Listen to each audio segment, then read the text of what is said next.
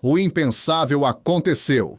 Ministros do STF e o PGR acabam de ter o indiciamento pedido em um relatório bombástico da CPI do crime organizado. Acabou a blindagem? Entenda como o cerco está fechando e por que Brasília entrou em estado de choque hoje.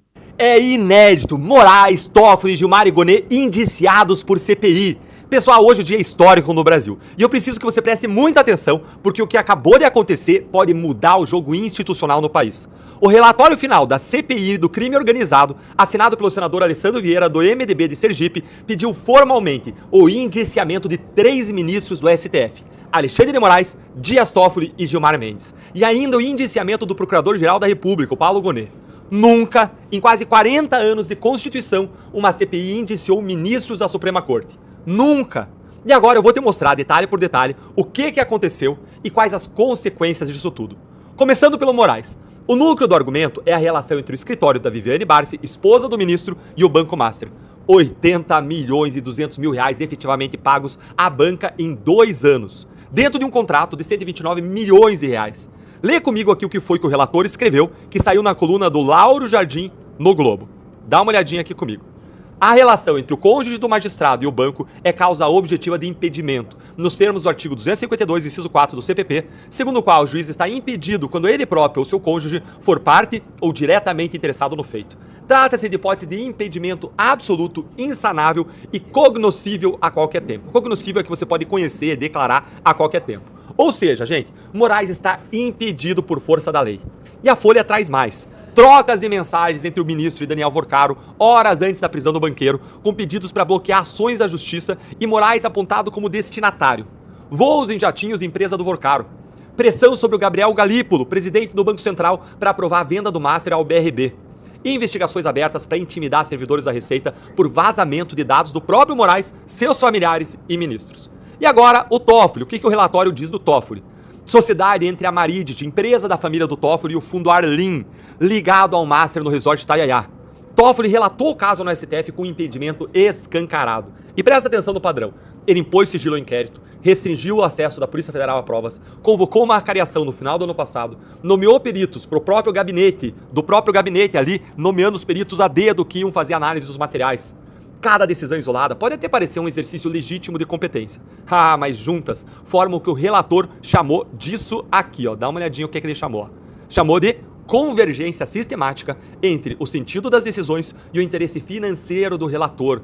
Isso é prova indiciária qualificada de desvio de finalidade. Toffoli só largou a relatoria quando a Polícia Federal mandou relatório para o Fachin detalhando as transferências entre a empresa da família dele e os fundos do Master. E o Gilmar Mendes, hein? Gilmar concedeu habeas corpus anulando as quebras de sigilo bancário, fiscal, telefônico e telemático da Maridit. Dias depois, estendeu a decisão para anular o sigilo do fundo Arlim, do Fabiano Zetel, cunhado do Vorcaro. Ordenou que o Banco Central, a Receita e o COAF destruíssem os dados já enviados. Nas palavras literais do Alessandro Vieira. Dá uma olhadinha aqui comigo no que ele escreveu. Olha aqui, ó. O Alessandro Vieira disse que houve uso da jurisdição constitucional pelo Gilmar Mendes para fins de proteção corporativa, conduta que compromete a legitimidade institucional do tribunal. Você também concorda que Gilmar Mendes agiu assim? Vai colocando aí nos comentários para eu ver. E tem ainda, gente, o Gonê. E o mais importante, a consequência jurídica disso tudo, que vai atravessar a próxima legislatura inteira. Vamos agora ver, gente, o que o relator da CPI do crime organizado, Alessandro Vieira, ele diz sobre o Paulo Gonê, o PGR. Ele diz que a conduta dele é omissão. Ele diz que a PGR é o único órgão que tem legitimidade para processar o ministro do Supremo. E o Gonê simplesmente não agiu. Mesmo diante das reportagens, mesmo diante dos relatórios circunstanciados da Polícia Federal que deflagraram operações e que decretaram prisões no curso das mesmas investigações. Leia aqui comigo o que foi que o Alessandro Vieira escreveu sobre isso. Olha aí, ó. Ele disse: a paralisia, no caso aqui do Gonê, do PGR, não decorreu de insuficiência probatória, mas de decisão deliberada do chefe do Ministério Público Federal de não exercer as atribuições que a Constituição lhe confere com exclusividade. Ou seja, o Gonê deu uma anistia, de fato, pessoal, uma anistia não de direito, mas de fato pela sua omissão, em benefício de Toffoli e de Moraes. E agora chega o ponto mais importante, gente, porque é aqui que esse vídeo encontra o futuro. Indiciamento de CPI não prende ninguém hoje, mas é uma peça jurídica que pode fundamentar pedidos de impeachment por crime de responsabilidade. O relatório, se for aprovado hoje no Senado, vai para o presidente da casa, Davi Alcolumbre, que tem resistido a esse tipo de encaminhamento. Mas presta atenção, para impeachment de ministro do Supremo ou do PGR, você precisa de 54 senadores. Guarda esse número aí. Quando a direita tomar o Senado em 2027, esse relatório vai virar munição pronta. A peça está escrita, a prova está juntada. Falta só o Senado com coragem. Meus amigos, o que vimos hoje na CPI do crime organizado não é apenas um movimento político. É o início do rompimento de uma bolha de impunidade que sufoca o Brasil há anos. Ver os nomes de Alexandre de Moraes, Gilmar Mendes, Dias Toffoli e Paulo Gonet em um pedido formal de indiciamento é um marco. Pode ser que o corporativismo tente enterrar o relatório, pode ser que o Alcolumbre sente em cima dos documentos como sempre faz, mas o fato está registrado na história. Eles não são mais inquestionáveis. A acusação de prevaricação contra o PGR Gonet é cirúrgica. Se a autoridade máxima de investigação sabe de ilícitos, como o resort com cassino clandestino ligado a Toffoli, e não move uma palha, ele não está apenas omitindo, está prevaricando contra o povo brasileiro. E não venham falar em falta de provas quando a própria Polícia Federal já aponta indícios de corrupção passiva.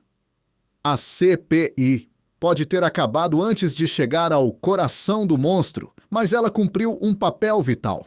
Expôs o carnegão desse furúnculo institucional.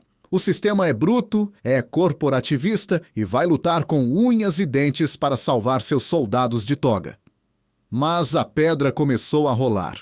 O brasileiro de bem, que trabalha e respeita a lei, não aceita mais um judiciário que atua como partido político ou escudo para esquemas. É um passo de cada vez, sim, mas hoje o passo foi em direção à justiça que o Brasil real exige. A paciência acabou! Se você quer ver a lei valendo para todos, do cidadão comum ao ministro do STF, inscreva-se agora no canal. Aqui a verdade não tem filtro. Deixe o seu like e compartilhe. Precisamos furar a bolha do silêncio da mídia tradicional. Comente aqui embaixo. Você acredita que esse relatório vai dar em algo ou o Acordão de Brasília vai falar mais alto? Um forte abraço, fiquem com Deus e até o próximo vídeo.